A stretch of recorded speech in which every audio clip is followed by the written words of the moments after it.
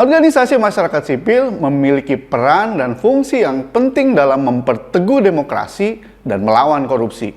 Satu sisi, memperkuat masyarakat agar makin berdaya. Di sisi lain, mengawal pemerintah agar tidak menyalahgunakan kekuasaan. Tidak mengherankan apabila aktivis organisasi masyarakat sipil dituntut memiliki pengetahuan dan keterampilan yang mumpuni. Selain itu, dari sisi kelembagaan juga diharapkan memiliki standar integritas dan tata kelola yang lebih tinggi dibanding lembaga-lembaga yang mereka awasi seperti institusi pemerintah, BUMN, dan swasta. Sayangnya, banyak organisasi masyarakat sipil yang tidak menganggap penting integritas dan tata kelola kelembagaan. Memang mereka punya banyak panduan, banyak SOP, tapi hanya sekedar pajangan. Tidak benar-benar dijalankan, apalagi dievaluasi dan ditingkatkan. Tidak mengherankan apabila banyak organisasi masyarakat sipil yang tidak memiliki mekanisme untuk mencegah dan menangani berbagai praktik kecurangan atau korupsi di lembaganya. Padahal integritas dan tata kelola merupakan fondasi yang akan menopang keberlanjutan organisasi. Tidak mungkin organisasi akan kuat kalau fondasinya keropos. Dalam pandangan visi integritas, setidaknya ada 6 alasan kenapa organisasi masyarakat sipil harus memperkuat integritas dan tata kelola. Pertama, tidak ada satupun lembaga atau organisasi yang steril dari praktik korupsi atau kecurangan. Bahkan penelitian dari Peter Goldman tahun 2009 memperlihatkan ada potensi 80% anggota organisasi yang jika ada kesempatan mereka bisa menyalahgunakan kewenangan yang mereka miliki. Kedua, banyak organisasi masyarakat sipil yang bangkrut atau gulung tikar gara-gara praktik korupsi. Bisa karena dananya habis di bawah pengurusnya yang korupsi, atau tidak punya dana lagi karena tidak dipercaya oleh konstituen dan donor.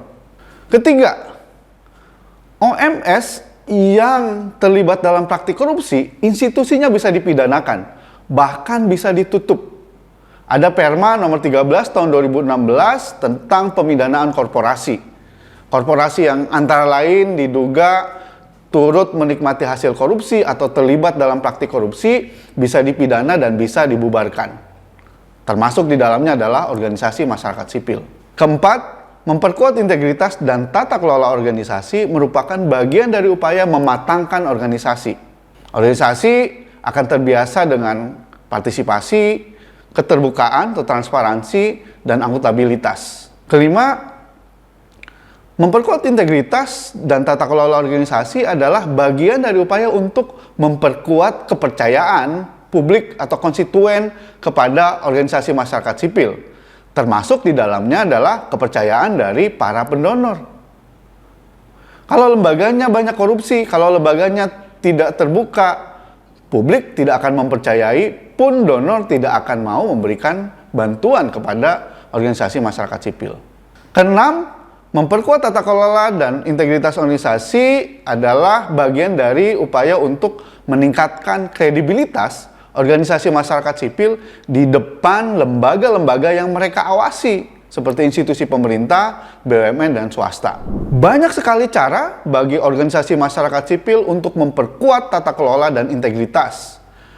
Tools atau panduan yang bisa dipakai antara lain adalah ISO 37001, Sistem Manajemen Anti Penyuapan. Sistem ini akan memudahkan organisasi masyarakat sipil untuk mencegah, mendeteksi, menangani, dan menindaklanjuti praktik-praktik suap, termasuk praktik-praktik korupsi yang terjadi di institusinya. Sistem ini bahkan secara progresif sudah diwajibkan untuk digunakan di BUMN dan anak cucunya. ISO 37001 2016 merupakan sistem yang diakui secara global.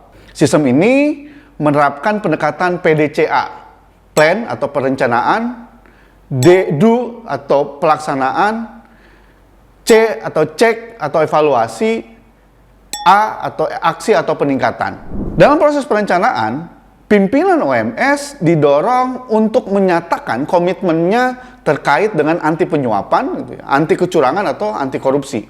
Selain itu, dalam proses perencanaan ini, OMS didorong untuk melakukan pemetaan risiko penyuapan, persiapan-persiapan pelatihan, rencana mitigasi, dan lain sebagainya. Sedangkan dalam proses pelaksanaan atau do, OMS didorong untuk mengimplementasikan kerangka kerja yang sudah mereka susun sebelumnya, seperti menetapkan mitigasi, menyusun jadwal pelatihan, menyusun jadwal sosialisasi, melakukan due diligence pada saat rekrutmen, dan lain sebagainya.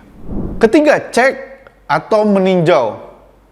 Salah satu hal penting dalam ISO 37001, sistem ini terus-menerus dievaluasi untuk diketahui mana saja bolong-bolongnya atau mana saja kelemahan-kelemahannya. Cara untuk mengevaluasi antara lain dengan melakukan audit internal. Audit internal biasanya dilakukan oleh para pegawai di institusi yang bersangkutan. Sedangkan dalam proses peningkatan atau EK, sistem yang sudah diketahui bolong-bolongnya direkomendasikan untuk diperkuat atau ditutup bolong-bolongnya sehingga sistemnya terus-menerus bisa disempurnakan. Dan proses ini dilakukan secara periodik setiap tahun. Jadi ISO 37001 ini terus-menerus bisa dikembangkan, tidak hanya menjadi panduan yang hanya dipajang di kantor-kantor OMS. Sistem ini hidup dan menjadi bagian penting dalam menumbuhkan budaya anti penyuapan, budaya anti korupsi, dan integritas di institusi OMS atau organisasi masyarakat sipil.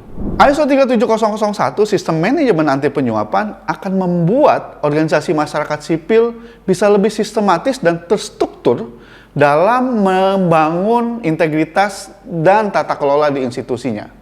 Jadi, sudah saatnya organisasi masyarakat sipil lebih serius memperkuat integritas dan tata kelola lembaga. ISO 37001 bisa menjadi salah satu solusinya.